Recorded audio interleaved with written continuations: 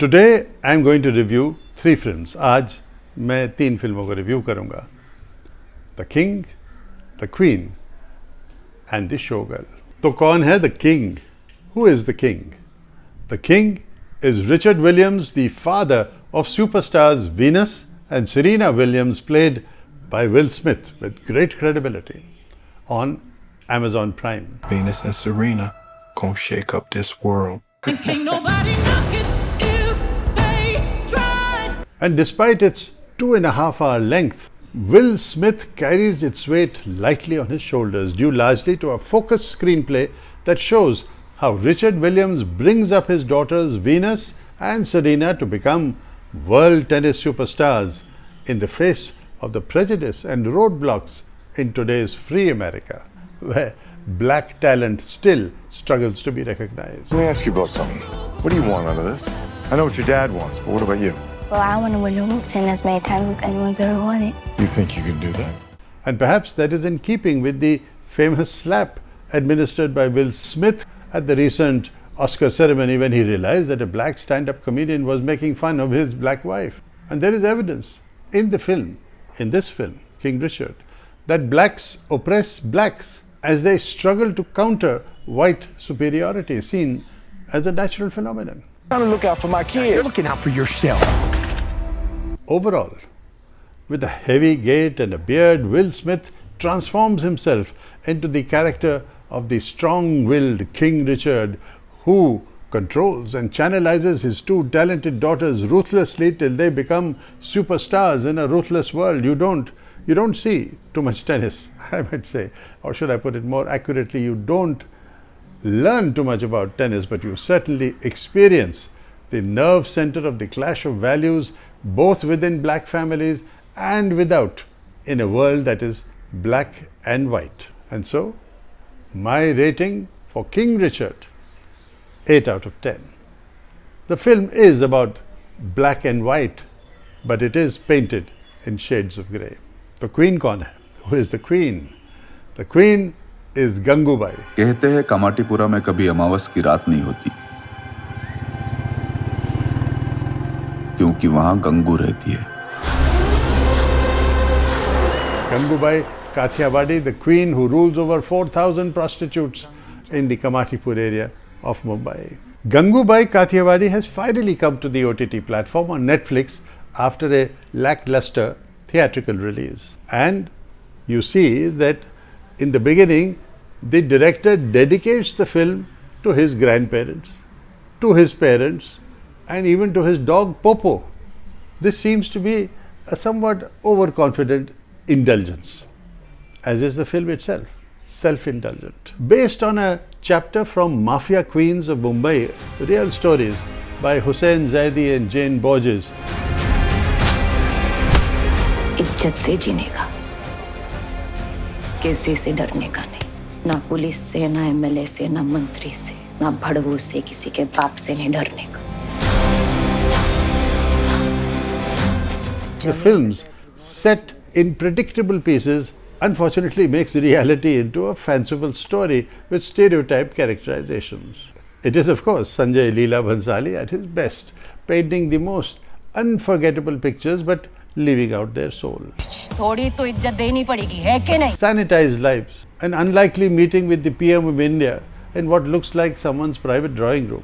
Preachy dialogue. Birju, तुझे क्या लगता है गंगूबाई गू खाती है? A voiceover, visually beautiful, but making Gangubai Kathiawadi painfully predictable, leaving you cold. Ajay Devgan plays the Don, Rahim Lala, quite effectively. But like the film, his character too is just superficial. The actors are pleasing to the eye.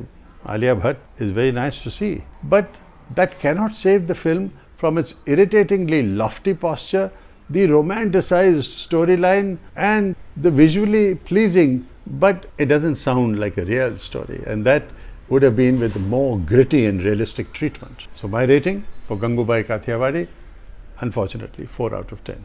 तीसरी film, The Showgirl. ज़रा सोचिए ये कौन सी film होगी about a showgirl. The Showgirl is America's pop icon, the irresistible Marilyn Monroe, the pin-up girl of the 1950s and 1960s. And the story is reconstructed from interviews of her friends and other members in her circle about her unhappy life and the mystery of her death. The Unheard Tapes of Marilyn Monroe on Netflix is for the Hollywood film buffs, like myself. You don't get anything new that you didn't already know, but the documentary uses a kind of clickbait to hook you into trying to find out from the story of former BBC journalist Anthony Summers, who wrote the book Goddess based on 650 taped interviews, to find out whether she was murdered or whether it was suicide. Clear up this case once and for all.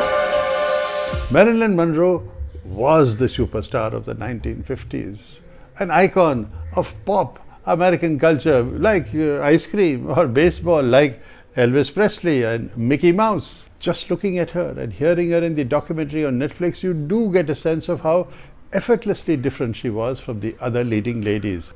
But she passed away at the age of 36. How alone she was as she realizes how she has been used and abused in the process of reaching the top. Is success meaningless if it does not bring happiness? She learns this simple truth hobnobbing with the highest in the land, that the higher you go, the harder you fall. Marilyn and the truth. It's like going into the lion's den.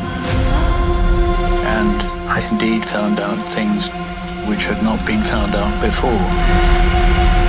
The Unheard Tapes of Marilyn Monroe is a fascinating documentary put together painstakingly by a man who spends a lifetime trying to unearth the mystery of her death. Was it playwright Arthur Miller's affair while he was married to her? Did he do it? Was it the alleged affair with John F. Kennedy, and even more so with his younger brother, Robert Kennedy? These and other questions play out during her life in the public gaze. But slow as it is, the film is intriguing for those who are fascinated by the trivia regarding conservative American societies of the 1950s and 60s and its essential hypocrisy.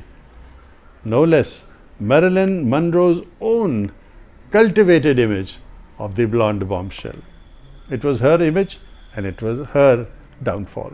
My rating for the Unheard Tapes of Marilyn Monroe is 6 out of 10. I like to stay here and now. Fame is fickle. So there you are. In one review, 3 films. एक review में 3 फिल्में, The King, The Queen and The Playgirl. तीनों को देखिए. See them all, perhaps not so much for entertainment alone, but as a sociological exploration of our world. Click on my subscriber button, Sitkak Speaks, right there on YouTube, and be my companion in exploring cinema and the world.